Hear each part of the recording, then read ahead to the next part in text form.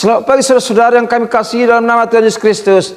Semoga semuanya sehat pagi ini dan tidak kurang suatu apapun.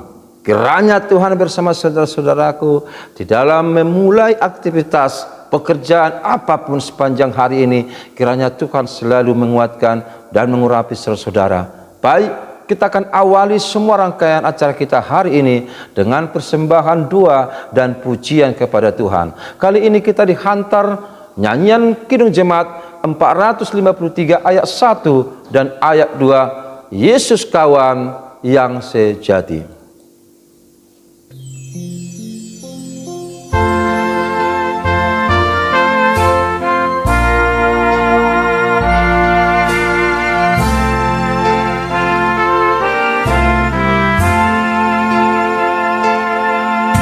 Yesus kawan yang sejati, bagi kita yang lemah. Tiap hal boleh dibawa dalam doa padanya. Oh, betapa kita susah dan percuma berlelah bila kurang pasrah diri. Naikkan doa padanya. Adakah hatimu syarah, jiwa ragamu lemah? Yesuslah penolong kita, naikkan doa padanya. Biar kawan lain menghilang, Yesus kawan yang bakal. Ia mau menghibur kita atas doa padanya.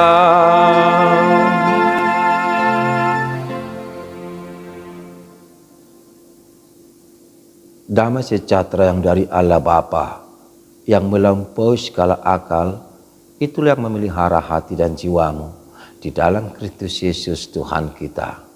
Amin. Shalom, selamat pagi saudara-saudaraku yang kami kasihi dalam nama Tuhan Yesus Kristus. Semoga semuanya sehat pagi ini dan tidak kurang suatu apapun.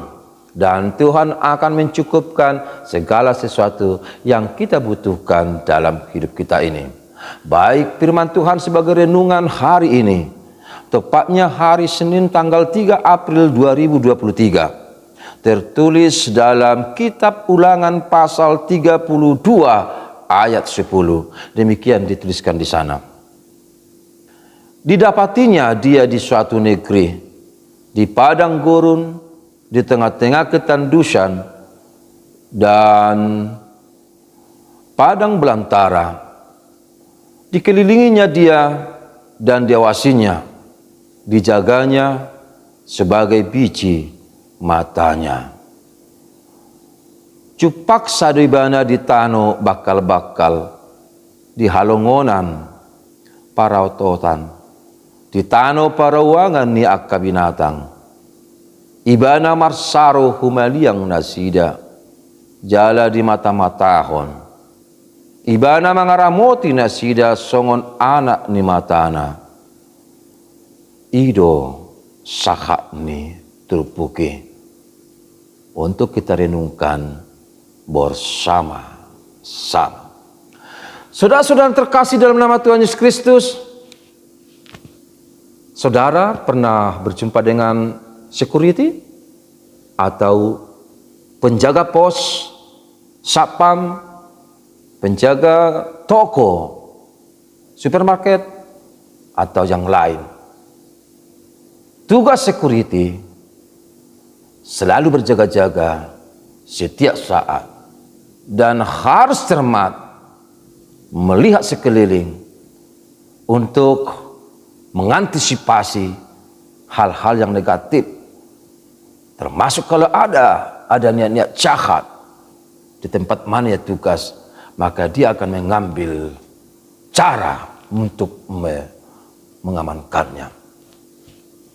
Ia harus berjaga, terus berjaga. Namun ternyata sehebat-hebatnya seorang security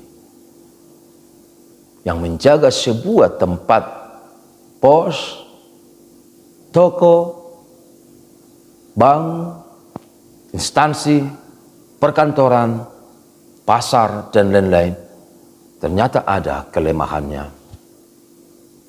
Pada waktu tertentu dia bisa lelah dan bisa mengantuk maupun tertidur. Akhirnya kesempatan masuk bagi orang-orang jahat bisa terjadi karena ia tidak mengetahui apa yang telah terjadi. Saudaraku, gambaran ini adalah bagian dari kehidupan manusia untuk selalu berjaga-jaga, jangan sampai terlengah. Karena si iblis dan si jahat bisa datang tiba-tiba mengambil bagian milik kita sendiri, merampas termasuk nyawa kita. Maka hati-hati dengan itu. Ketahuilah, ada penjaga yang tidak pernah terlelap. Penjaga terus-menerus memperhatikan setiap orang. Penjaga yang selalu berjaga, yang tidak menginginkan terjadi masa-masa kehilangan, penderitaan, pesakitan bagi orang-orang yang dijagainya. Sebab penjaga terus berjaga-jaga tiada henti-hentinya dan memelihara yang dijaganya. Siapakah penjaga itu? Jawabnya adalah Tuhan. Tuhan yang kita percayai di dalam Kristus. Tuhan selalu berjaga setiap saat dan tidak pernah meninggalkan kita, umatnya. Setiap waktu, setiap detik kita diperhatikan, diberi makan, minum, serta napas yang baru. Bangsa Israel menyadari keberadaan Tuhan yang sungguh baik. Tapi tak kalah, mereka sering juga melupakan kebaikan Tuhan itu. Tapi Tuhan tidak pernah melupakan bangsa itu. Sekalipun dosa berlumur dengan mereka, ketika mereka tertawan dan kehidupan yang sangat menyakitkan di Mesir, saat dibuang di Babilonia, Tuhan datang mengambil kembali mereka dari sana dan membebaskan mereka, membawa ke negeri yang subur, negeri damai, tanah Kanaan. Saksi nyata dari semua itu adalah Musa sebagai hamba Allah. Musa mempersaksikan Tuhan selalu menunjukkan kasih yang luar biasa, yang tidak pernah membatasi anugerahnya kepada manusia. Orang-orang jahat dan berdosa pun masih diberi kesempatan untuk bertobat. Bahkan saat bangsa itu di tempat tanah yang kering, tandus, padang belantara, Tuhan datang melawat mereka dan memberikan azkar. Tuhan tidak pernah meninggalkan bangsa itu. Setiap saat dihampiri dan diberikan ketenangan dan kedamaian. Itulah kehebatan Tuhan. Tuhan melihat, mendekati bangsa tersebut. Dan itu disaksikan dalam perikop ataupun nas hari ini. Didapatinya lah dia di suatu negeri, di padang gurun, di tengah-tengah ketandusan, padang belantara.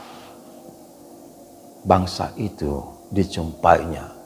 Dan Musa melihat langsung semua keadaan itu. Namun semuanya dipelihara, dijagai sebagai biji mata Tuhan. Mata yang harus dipelihara, yang tidak boleh dibiarkan. Demikian Tuhan menjagai semua bangsa umatnya. Saudaraku, kita adalah umat Tuhan yang telah ditebus, yang sudah selamatkan Tuhan Yesus. Percayalah dan ingatlah, Tuhan tidak pernah meninggalkan kita. Kita sudah dibawa menuju hari-hari bahagia. Sampai kita tiba pada masa-masa pasion. Masa-masa penderitaan Yesus menuju salib. Tapi Tuhan selalu menjagai anaknya dan menjagai kita. Oleh karena itu, bersyukurlah kepada Tuhan. Dan peganglah firman-Nya, taatilah Dia. Tinggallah dalam Yesus Kristus yang telah rela untuk menebusmu dan menyelamatkanmu. Dia akan menderita dan tidak lama lagi ia akan mati. Didolok adui